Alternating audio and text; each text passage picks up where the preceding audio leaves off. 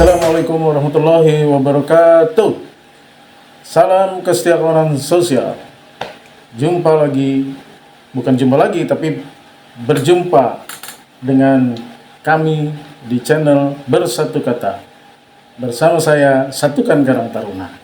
Channel yang sengaja diudarakan untuk kepentingan membangun Karang Taruna lebih cerdas, lebih inovatif, lebih kreatif, dan lebih maju untuk masyarakat yang lebih sejahtera. Pada kali ini, channel Bersatu Kata akan membahas tema terkait dengan, karena ini masih dalam suasana Lebaran, terkait dengan Lebaran, Karang Taruna dan Lebaran. Apa sesungguhnya kaitannya, apa sebenarnya makna yang ada di dalamnya Karang Taruna dengan Lebaran. Ada persamaan, satu sisi Karang Taruna dengan Lebaran adalah pada kata suci. Lebaran itu kembali ke suci, kembali ke fitri, kepada makna bersih, hati yang bersih. Maka irisannya, kaitannya dengan Karang Taruna adalah pada kata suci, bahwa Karang Taruna dibawakan dengan kesucian. Kesucian hati artinya keikhlasan. Karena kita bekerja untuk masyarakat, bekerja untuk kemanusiaan, maka harus ada keikhlasan di dalamnya. Harus ada kesucian hati di dalamnya. Sebab kalau berkarang taruna sudah dikotori niat, sudah dikotori hal-hal yang tidak suci, sudah dikotori hal-hal yang punya kepentingan macam-macam, maka tentu akan menjadi tidak baik kita berkarang taruna ke depan. Tentu banyak hal nanti di dalam perjalanan kita berkarang taruna kalau tidak dilandasi kesucian, kalau tidak dilandasi niat yang ikhlas tulus, maka tentu akan banyak sekali hambatan besar.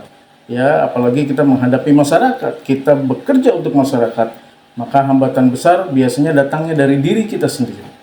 Filosofi yang mendalam di dalam kata ikhlas, di dalam kata suci berkarang taruna adalah tentu datang dari kita untuk melihat cara kita berkarang taruna, motivasi kita berkarang taruna, menilainya dengan konsep ibadah. Maka dulu, ya kalau cerita pengalaman sedikit, dulu ketika saya mulai berkarang taruna, saudara-saudara, para subscriber semua, ya saya mohon maaf lupa, saya memperkenalkan diri, saya Muhammad Satria. Kebetulan saya saat ini menjadi majelis pakar di Karang Taruna Provinsi Jawa Barat, dan tentunya saudara-saudara sekalian, ya dengan segala perjalanan yang sudah saya tempuh, mulai dari memimpin Karang Taruna Kelurahan dulu di Jakarta, kemudian juga Karang Taruna Kecamatan, lalu berikutnya beranjak Karang Taruna Kota, Jakarta Timur, lalu pengurus provinsi, sampai saya sempat menjadi pengurus nasional Karang Taruna 4 periode, dan sekarang masih di Jawa Barat, di Provinsi Jawa Barat, tapi kapasitasnya sebagai anggota Majelis Pakar Karang Taruna Provinsi Jawa Barat.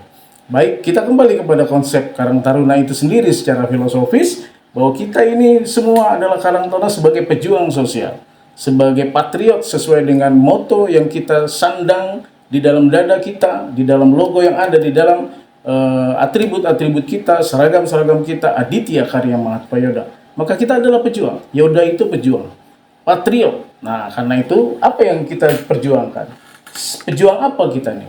Karena kita adalah pejuang sosial. Yang kita perjuangkan adalah kepentingan orang banyak. Yang kita perjuangkan adalah bagaimana membantu orang lain. Membantu orang lain untuk bisa mereka menolong dirinya sendiri. Untuk bisa mereka berdaya. Sehingga dengan keberdayaan yang dimiliki, mereka kemudian bisa meningkatkan kesejahteraan. Itulah yang jadi misi kita. Nah, menolong orang lain, berjuang menolong orang lain, dalam hal ini masyarakat, tentu ada prioritas. Sebelum ke masyarakat dulu, kita menolong saudara-saudara kita dulu yang dalam usia rentang generasi muda. Karena itulah Karang Taruna di dalam buku, di dalam pedomannya disebutkan keanggotaannya adalah anggota generasi muda yang usianya 13 sampai 45 tahun. Rentang usia 13-45 tahun ini adalah rentang yang cukup luas, cukup lebar, 13-45 tahun. Bayangkan ketika Anda hadir di masyarakat, di desa atau kelurahan, mungkin kita bisa berhitung usia 13-45 tahun ini lumayan banyak, mungkin bisa 50% lebih komposisi penduduk yang ada di desa kelurahan tersebut. Nah, kalau Anda aktif di desa kelurahan, mungkin Anda nanti kesempatan berikutnya bisa menghitung berapa jumlah 1345 tahun itu, berapa orang di tingkatan di level generasi muda di wilayah Anda. Maka di situ tentu Anda bukan sekedar menghitung, tapi Anda juga bisa melihat apa masalah mereka. Masalah di usia generasi muda 1345 tahun apa. Kemudian tentu di balik masalah, selalu ketika kita melakukan pendataan, ada dua hal yang paling penting. Satu, masalah yang kita data, yang kedua potensi. Tentu kita juga harus bisa melihat apa potensi mereka. Potensi dari latar belakang, SDM, keterampilan, dan lain sebagainya. Kemudian potensi juga keahlian dan lain sebagainya. Yang itu seringkali kita lupa. Kenapa kita penting melihat masalah mereka? Karena hadirnya Karang Taruna adalah ingin menyelesaikan masalah. Jadi di mana-mana Karang Taruna hadir, di desa dan kelurahan adalah untuk menyelesaikan masalah. Maka kita harus tahu masalahnya apa. Kalau satu desa kebanyakan masalah generasi mudanya hari ini, misalnya ada yang masih pengangguran. Nah, artinya itu jadi tantangan buat Karang Taruna di desa tersebut untuk bagaimana mengurangi angka pengangguran di desa tersebut. Kalau banyak ada beberapa Karang Taruna di kota, misalnya masalah sosialnya umumnya sudah agak berat seperti narkoba misalnya atau tawuran, itulah tantangan tersendiri buat Karang Taruna supaya bisa menyelesaikan masalah tawuran. Tapi bagaimana kita memiliki program untuk menyelesaikan masalah kalau kita sendiri tidak tahu masalah mereka apa? Jadi yang pertama, yang paling penting kita mengetahui, memahami dulu, bisa memetakan masalah di desa dan kelurahan. Karena itu dalam setiap kesempatan ketika saya menjadi penilai dalam juri dalam lomba Karang Taruna Teladan, selalu saya tanyakan hal yang paling mendasar adalah apa masalah yang paling prioritas, yang paling besar di desa atau kelurahan Anda. Kenapa? Karena itulah yang menjadi dasar Anda menyusun program untuk bisa program itu menyelesaikan masalah di desa dan kelurahan tersebut. Kenapa? Karena prinsipnya hadirnya Karang Taruna, saya ulangi, untuk menyelesaikan masalah. Jadi dimanapun Karang Taruna hadir untuk bisa menyelesaikan masalah masyarakatnya. Nah, teman-teman semua, para subscriber, khususnya warga Karang Taruna, filosofi yang mendasar yang penting ini adalah untuk menyelesaikan masalah di masyarakat harus memiliki modal, teman-teman, adalah keikhlasan. Karena keikhlasan tadi saya bilang, kalau Karang Taruna itu punya nilai ibadah, maka ibadah yang kita lakukan harus diniatkan dengan ikhlas kita lakukan. Tidak boleh pamrih, tidak boleh karena misalnya ini ada uangnya baru kita misalnya bantu.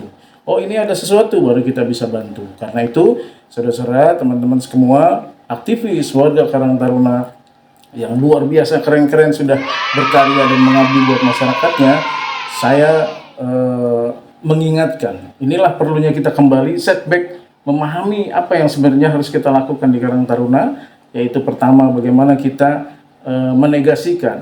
bagaimana kita membulatkan hati kita untuk berbuat terbaik sebagai pejuang. Pejuang itu modal dasarnya adalah ikhlas. Berjuang itu modal dasarnya adalah rela untuk berkorban. Nah, saudara-saudara, maka dalam aturan, di dalam undang-undang disebutkan bahwa ada 4 kategori sumber daya manusia di bidang sosial, di bidang kesejahteraan sosial. Kategori pertama adalah relawan sosial. Nah, kita masuk di kategori relawan sosial. Kenapa disebut relawan sosial? Karena kita berjuang dengan keikhlasan, kerelaan, suka-sukarelaan. Maka kita masuk kategori relawan sosial. Walaupun hari ini yang relawan sosial pun harus disertifikasi katanya. Karena betul nggak? Sertifikasi ini katanya untuk mengetahui apakah betul-betul orang ini sudah memahami betul masyarakatnya, mau membantu masyarakatnya, rela, kemudian tahu cara bagaimana membantu masyarakatnya. Itulah pentingnya sertifikasi sebagai relawan sosial. Nah, kategori kedua itu ada yang namanya penyuluh, penyuluh sosial. Lalu ada kategori SDM yang disebut sebagai tenaga kesejahteraan sosial masyarakat, yang hari ini ada TKSM ini ada, misalnya kategorinya ada TKSK, nah, itu termasuk tenaga kesejahteraan sosial masyarakat. Biasanya TKSM ini sudah melalui proses pendidikan khusus atau pelatihan khusus. Nah, baru yang terakhir yang paling tinggi adalah kategori pekerja sosial profesional, yaitu melalui pendidikan jenjang pendidikan S1, kemudian S2 dan seterusnya. Nah, itu ada 4 kategori. Jadi kita sebenarnya adalah kategori SDM paling bawah, yaitu relawan sosial. Tapi sungguh pun kita sebagai relawan sosial, bagaimana kemudian kita betul-betul menjadi relawan sosial yang paripurna, dalam arti memulailah dulu dengan satu pekerjaan kerelawanan ini dengan ikhlas, dengan keikhlasan yang tadi saya sampaikan. Nah, kembali kepada irisan pada suasana hari ini, saudara-saudara sekalian, para pekerja sosial, para patriot sosial, pejuang sosial di Karang Taruna, maka Lebaran kali ini kita ingin mengevaluasi. Ya, pada Idul Fitri hari ini kita ingin mengevaluasi sejauh mana pengabdian kita kepada masyarakat dengan modal keikhlasan, kesucian hati kita untuk betul-betul bisa membantu masyarakat, minimal membantu teman-teman kita sendiri di 1345 tahun ini seperti apa. Yuk kita evaluasi melalui suasana Lebaran yang masih ada hari ini, yang masih terasa hari ini, maka kita evaluasi bersama-sama apakah kehadiran kita di dalam Karang Taruna itu sudah bisa memberikan manfaat, sudah bisa memberikan dampak buat masyarakat kita, di lingkungan kita, utamanya buat kelompok atau kalangan generasi muda di usia 13-45 tahun. Mari sama-sama kita evaluasi soal kehadiran kita sudah memberikan dampak atau belum, lalu secara internal ke dalam diri kita, betul nggak kita sudah melakukan semua dengan modal keikhlasan yang kita miliki. Karena sebagai sebuah pengalaman, saya pernah juga merasakan bahwa saya mengawali Karang Taruna itu dengan melihat Karang Taruna itu sebagai sesuatu yang bernilai ibadah. Karena dulu lahir saya aktif di Karang Taruna, memulainya dengan saya aktif di remaja masjid. Jadi karena aktif di remaja masjid, menilai ada aktivitas sosial yang begitu luar biasa karena menolong membantu orang yang kemiskinan, yang kelaparan dan sebagainya. Akhirnya saya aktif terjun di Karang Taruna di wilayah saya di kampung dulu di Keramat-Jati. Nah, saudara-saudara, warga Karang Taruna yang luar biasa yang saya banggakan, itulah awal dari bagaimana kemudian kita mencari bentuk jati diri kita sebagai pejuang sosial di Karang Taruna dengan modal keikhlasan. Yang penting modal itu kita kuatkan menjadi bernilai ibadah. Nah, karena dulu nilainya ibadah, ketika kemudian saya memimpin sebuah Karang Taruna di kelurahan, di sebuah kelurahan di Jakarta, maka saya sangat membatasi diri untuk expose kegiatan-kegiatan sosial. Karena kalau melihatnya dari sisi agama, karena kalau saya terlalu banyak expose apa yang saya lakukan, itu menjadi ria, maka nilai ibadahnya menjadi kurang. Tapi kemudian semakin kemari, ternyata ada hal yang keliru yang saya kemudian lakukan. Kalau itu dilakukan secara pribadi, expose diri, dan untuk kepentingan pribadi, itu memang menjadi ria. Dan itu tidak boleh dalam agama. Tapi karena ini kepentingannya untuk kepentingan organisasi ini sebagai sebuah lembaga harus diekspos, bukan diri saya yang harus diekspos, tapi organisasinya yang harus diekspos. Maka itu menjadi butuh, itu menjadi perlu, karena organisasi harus dikenal. Bagaimana dia membangun kemitraan, bagaimana membangun kerjasama, bagaimana kemudian organisasi bisa berkembang, disupport kalau organisasi ini tidak dikenal. Apa saja aktivitasnya, apa saja gerakannya, apa saja kemudian kontribusinya buat masyarakat. Jadi organisasi ini harus diketahui banyak orang. Kalau perlu dibuatkan profil yang baik, video profile atau company profile dalam bentuk hard copy dan lain sebagainya supaya orang pada tahu. Sehingga ketika orang tahu apa yang jadi potensi, apa yang jadi aktivitas, apa yang jadi kontribusi, maka potensi besar untuk dikerjasamakan, dikolaborasi, itu menjadi lebih tinggi.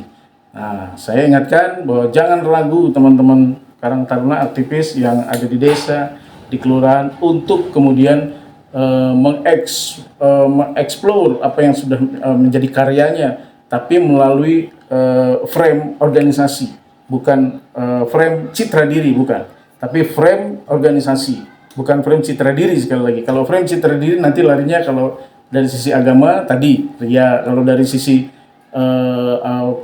di luar itu, di luar agama emangnya mau jadi caleg atau apa gitu kan.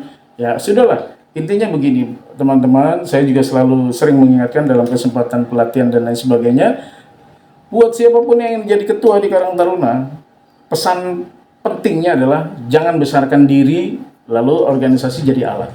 Tapi besarkanlah organisasi, karena kalau organisasi besar, kita ikut besar. Nah itu yang penting. Jadi ingat sekali lagi, jangan besarkan diri, organisasi ditinggal, bahkan organisasi hanya jadi alat. Tapi besarkanlah organisasi, karena kalau organisasi besar, orang pasti lihat, oh siapa ketuanya, kita pasti ikut besar. Nah itu yang paling